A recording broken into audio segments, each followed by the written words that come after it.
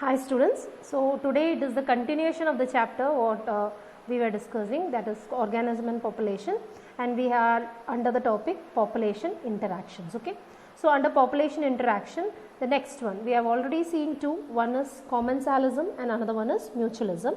Today we are going to discuss predation. So what is the topic what we are going to discuss today? We will see four, among that the first one is predation. Okay, so predation. So for predation you need to know what is a predator. Okay, so basically speaking, what is predation? It is an interspecific interaction where an animal called predator kills and consumes the other animal called prey. Okay, so in predation what is happening? An animal, it is acting like a predator, it is killing the prey and consuming it as its food. Okay, so that process we call it as what? That phenomenon we call it as predation. Okay, so here there are two animals involved, two species, one is a predator and another one is a prey. Okay, so who is a predator? Predator is the one who is going to have the food. Okay, so who is going to attack, that is the predator. And who is the prey? Prey is the organism which is getting attacked, which is getting killed. Okay, so that one we call it as the prey. Clear? So predator examples, you see, tiger and deer is an example for predation. Snake and frog is an example for predation. Sparrow, which is eating the fruit when you are seeing plant living only, so the fruit or seed is being eaten by the sparrow. So sparrow is the predator there. Herbivores, which are uprooting the plants and eating it, predator. Okay. Phytophages, insects. What is phytophages? These are some invertebrates which are feeding on what? The plants, leaves of the plants and all, they will be biting and eating it.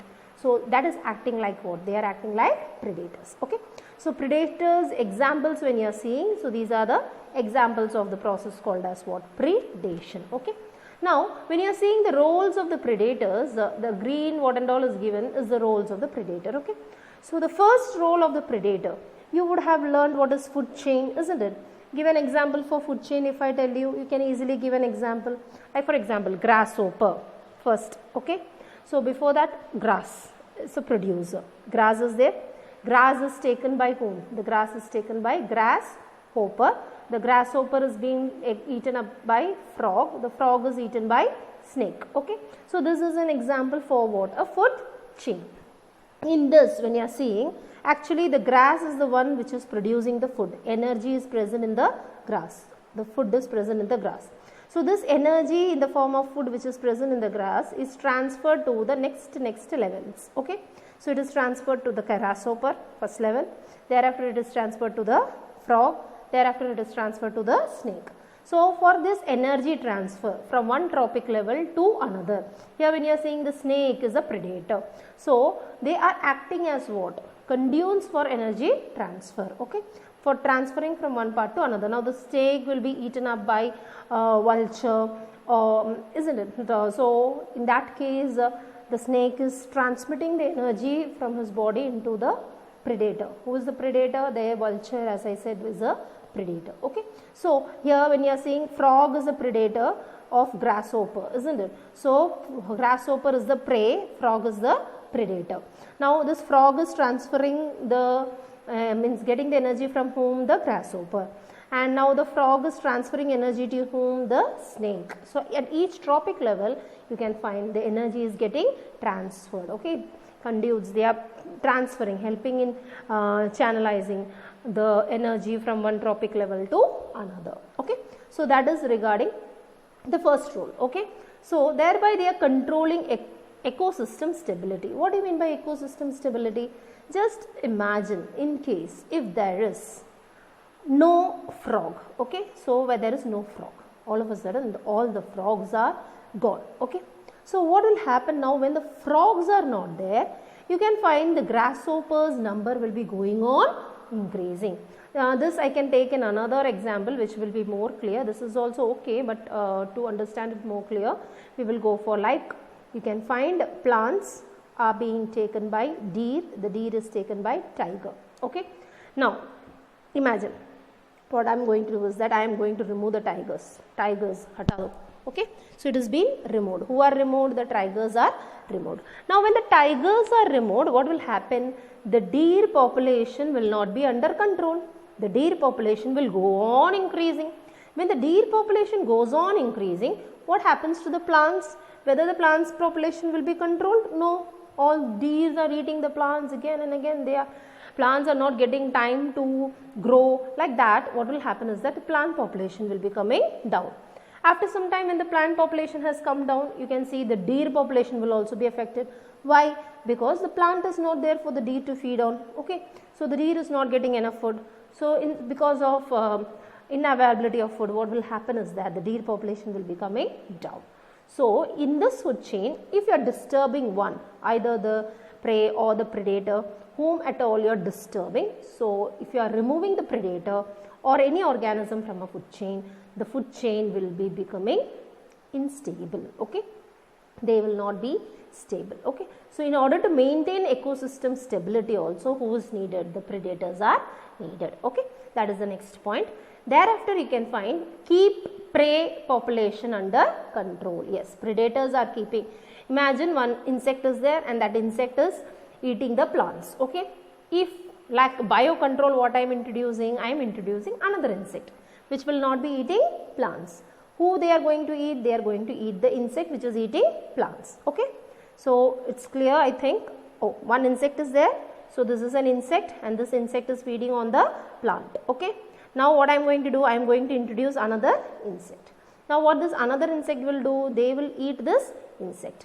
So if this insect is not taken by them, this insect's number will go on increasing. If this insect number goes on increasing, what will happen to the plant? The plant will be affected much. The plant population will be affected much. So in order to control the prey, predators are playing a major role. Okay, the number is kept under control because predators are eating them up, the prey is up. So keep the prey under control. That is the second point of predator role. Okay. Third, the next point is that your maintaining species diversity, reducing intensity of competition among prey species. So they are maintaining what? The species diversity. So maintaining species diversity means what? All the species should be prevailing. Okay. So if the predators are not there, as I have already said, if the tiger is not there, deer will increase. Later the plant will decrease. Then what will happen to the deer? That will also come down. So like that, if a predator is not there, the species extinction will take place. Okay. If predators is there, the species extinction will not take place. So the species diversity, different types of species within a place remains. Okay, it remains, it doesn't get extinct. Okay, so like that they are maintaining what? Species diversity. So another one thing what the predators are doing is that if I told you the prey population goes on increasing, okay, there will be food availability very less. Okay, so what will happen? The prey will fight among themselves, isn't it? They will be fighting among themselves and killing themselves. Competition will be there. In order to reduce the increase in the number of prey, the predators are playing a major role.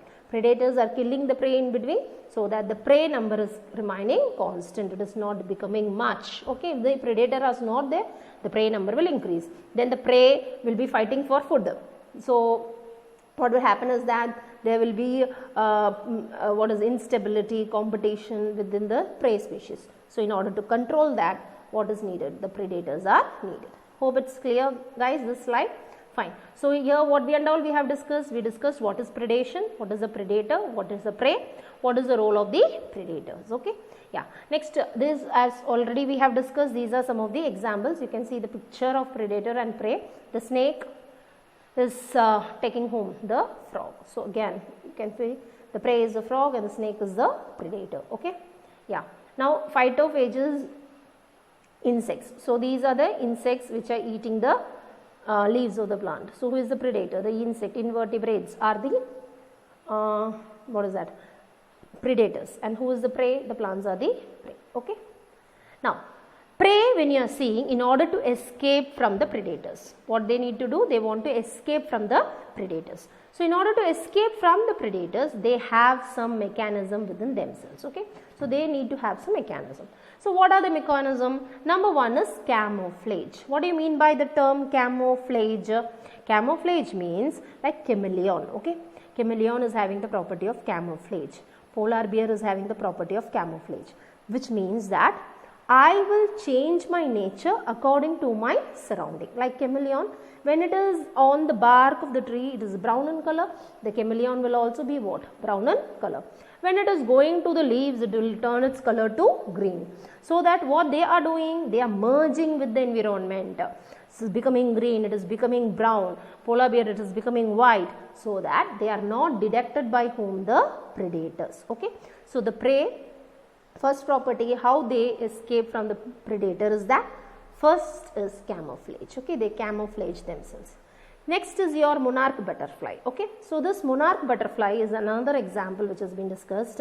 It is producing a chemical which is much distasteful. It's tasteless. It's not that good. So what happens is that this monarch butterfly, since it is very tasteless, the predators, they don't go near it. Okay. So like that they are not getting attacked by whom? The predators. The next is your thorns. So some plants, what they have thorns in them. So what is the advantage of these thorns? The thorns are helping the prey. Like the animals, herbivores and all, they will not come and attack those plants. Why? They will be getting attacked by the thorns. Okay. So like that they are getting protected. And next is your poisonous chemicals. Some substances, when you are seeing, they are some plants and all, they produce what? They produce poisonous secretions like cardiac glycosides, nicotine, caffeine. So these, smelling these, all these things, the predators will not go and attack the leaves of these plants. Okay. So like that they are protecting themselves. So these are the various defense mechanism what a prey can have in order to protect itself from getting attacked by whom? The predators. Okay. Some other examples are given, you can find biocontrol methods. I told you one plant is getting attacked by an insect. I am introducing another insect which will eat the insect but not the plant. So this is what? A biocontrol method. Okay. Agriculture pest control we have already learnt. This is one method by which we are controlling the pest. Example is given, you see, when you remove one predator out, okay, what will happen? Instability will be there, ecosystem instability, isn't it? So example, you see, in the rocky intertidal communities of American Pacific coast, okay, so American Pacific coast, in there, in the sea, there was a starfish. What is the name of the starfish? Pisaster. Okay, is an important predator. It is acting as a good predator. Okay. Now when you are seeing in the field experiment, okay, so when they are experimenting in one particular area, if they are removing the starfish from those intertidal areas, what are removed? The starfish is removed. Okay. So after gradually some time, when they saw is that around 10 species of invertebrates also became extinct. Within a year, you can find in that place the invertebrates which were living became extinct. Why it became extinct? Because the predator was eating the animals which were eating these invertebrates, isn't it? So, but when the predator is removed, the animal number which was eating these invertebrates increased. So what happened? All of a sudden 10 species of invertebrates vanished from that area. This one, I think it is clear. I will explain once more. So what is that? See, there was a starfish. Okay, the starfish was feeding on some animals. Okay, these animals were feeding on the invertebrates. Clear? So they were invertebrates, feeding on invertebrates. Now what is removed? Starfish is removed. Whose population will come up? This animal's population will come up. What is this animal doing? They are eating this invertebrates. So what will happen? The invertebrates number will be coming down. Gradually the invertebrates number vanish. Means they vanish, become extinct. Clear? So if you are disturbing one, the ecosystem instability is noticed. Okay. Yeah. Thorns are the most morphological defense, I told you again. Now you see there is a weed. Name of the weed is what? Calotropis. Okay. So this Calotropis, when you are seeing, They are found in abandoned fields. There usually the plants doesn't grow. Why the plants doesn't grow? Even the good plants, bad plants, they are feeling difficult to grow with calotropis, because this calotropis is producing a highly toxic substance. What is the name of the toxic substance? Cardia glycosides. Okay. That is why you can never see the cattle and all will not be going and browsing these plants. Why? Because it is producing a poisonous chemical, because of which you cannot find that where calotropis is growing, the cattle will not be browsing on those fields. Why? Because this calotropis is producing poisonous chemicals which can kill the herbivores. So the cattle will not approach smelling the danger. Okay. So that is regarding predation. Next is here, this is the calotropis. So wherever calotropis is there, abandoned fields, cattle usually don't graze because they are producing toxin. Okay. You can find the thorns which are present in the leaves, that is also acting as what? A defense mechanism. Hope it's clear. Next we will be discussing parasitism. Yeah. So the next topic what we are going to discuss is parasitism. See, listen students, predator as well as parasitism, one organism, one species, when you are seeing it is plus and the other one is minus, which means one is benefited and the other was affected. Okay. So here in parasitism also the same, one is benefited and another one is affected. What is the difference between predation and parasites then? Listen, in predators what is actually happening is that one animal is attacking, the predator is attacking the other animal, killing, harming it and then having it. Okay. Now parasitism, what is happening? Again, one animal is affecting another animal living on the body of that animal. Okay. So the parasitism is not going to hunt and have it like that. They are just going to stay with them, take all the nutrients from them. Okay. So that's what the behavior where you can see in case of parasitism. So it is an interaction between two species in which one species, that is parasites, they are depending on the other species. Who is that? The host. Okay.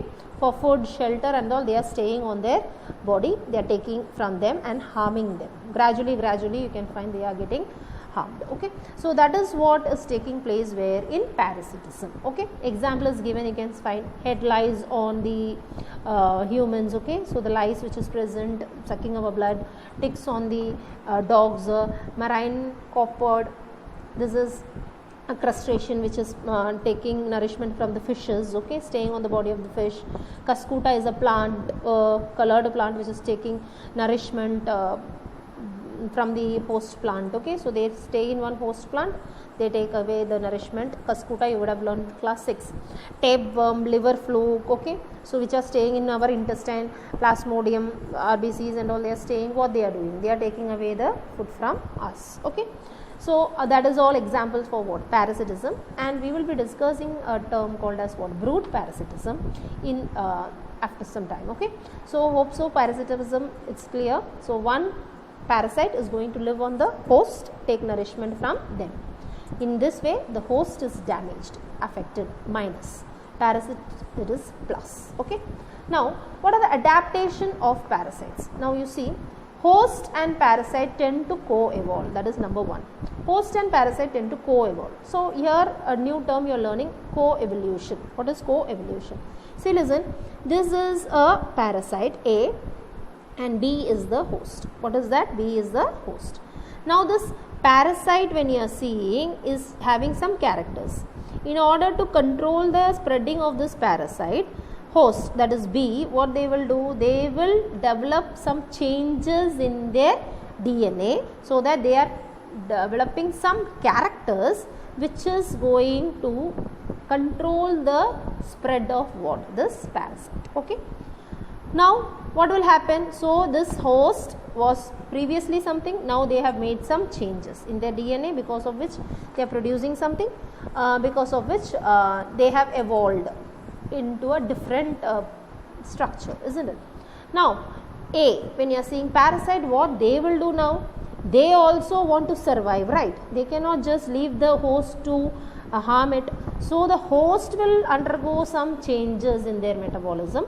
The host will also have some changes in the DNA sequence. The host will change itself from one into another, gradually into different species, and you can find they are turning into a new strain like corona, previously one strain, slowly the with the time they are changing, the strains are coming new, isn't it? So like that you can find both host as well as the parasite, they are co-evolving. If one is changing, other will try to change, again other one is changing, other will again try to change, like that both are trying to control the spread, both are trying to survive. Okay, so that is host and parasites, what they are doing, they are co-evolving. Okay, number one adaptation of parasite. So host become more powerful, the parasite also will become more powerful. Okay, so that they can survive. The loss of unnecessary sense organs. Now you see this parasite is going to stay inside the body of the host. So what is the need for having the sense organs? Now, sense organs is not needed because it is staying inside the body of the host, not in coming in touch with what the external environment is not going to affect it. Food is not available, that is not going to happen because everything is they are getting from the host. Okay, so sense organs is not needed. Presence of adhesive organs, suckers, hooks and all will be present in his body so that they can attach to the host and stay. Okay, so that is the next point. Loss of digestive system, they are taking away directly the nutrients, the simple form of nutrients. So digestion is not necessary for them. So digestive system is not there. One more thing is that they are highly capable of reproduction. They multiply very fast because simple form of food is available. The host is providing everything, very nice environment. They go on multiplying fast. Okay, so these are some of the adaptation of what? A parasite. Okay, now these types of parasites, when you are seeing, there are two types. One is endoparasite and another one is ectoparasite. So what do you mean by endo and ectoparasite? Endo means one parasite which is living inside the body of a organism, we call it as endo, like tapeworm inside the alimentary canal, liver fluke inside the human, plasmodium inside. Okay, so these, when you are seeing, some animals need to host, digenetic and all we have learned, isn't it, like plasmodium. In order to complete its life cycle, who and all is needed? The mosquito is also needed, host is also needed. Like that liver fluke, when you are seeing, they have two intermediate hosts in between for completing the life cycle. Who are they? Snail and fish. Okay, if the snail and fish is not available, the life cycle will not be completed. Okay, so when you are seeing this liver fluke, two intermediate hosts are there. Who are they? Snail and fish. So what do you mean by intermediate host? You can understand, to complete the life cycle they need some stages to complete in different hosts. If the host is not available, the life cycle will be disturbed. Okay, so that is regarding what? Endoparasite, the parasite which is living inside the body of an organism. Okay, inside the host. Ectoparasite, they are living outside the host, outside the body of the organism. Like for example, lice on humans, outside. Ticks on the dogs, when you are seeing, they are outside. Okay, so Cuscuta on the plant. Cuscuta is a plant which take away the nutrition from the host plant. So again, this is what it is, a ectoparasite. From outside only they are doing all these functions, sucking it up. You can see here Copepod. So you can see this one is the copepod which is present on the fish, taking away the nourishment from fish body. Okay, and thereafter when you are seeing, this is the ticks which are present where? In the present on the dog's ears, which is taking nourishment from them. This is Cuscuta, the yellow color which you can find, which is growing on the plant and taking away nourishment from them. Okay, and brood parasitism. The next topic what we are going to discuss is brood parasitism. Very important topic, ma. What is brood parasitism? Listen. The phenomenon in which one organism, that is laying eggs in another organism nest. Okay, like for example, cuckoo and crow is exhibiting what? Brood parasitism. A very good example. Crow, they are trying to collect the materials for making the nest. With much effort, the nest is made. Thereafter you can find they are laying the eggs there. What this cuckoo do? They are very lazy fellows. So they don't go making nest and all. They come and lay their eggs where? Onto the crow's nest. Okay, this crow doesn't know whose egg it is. The crow will be taking care of both the cuckoo's egg also as well as its own egg. Now they are nourishing. After it hatches out, you can find the cuckoo is coming out. but the crow, they doesn't know, they will be feeding, everything will be done. After some days, when they are ready to fly, they will move away.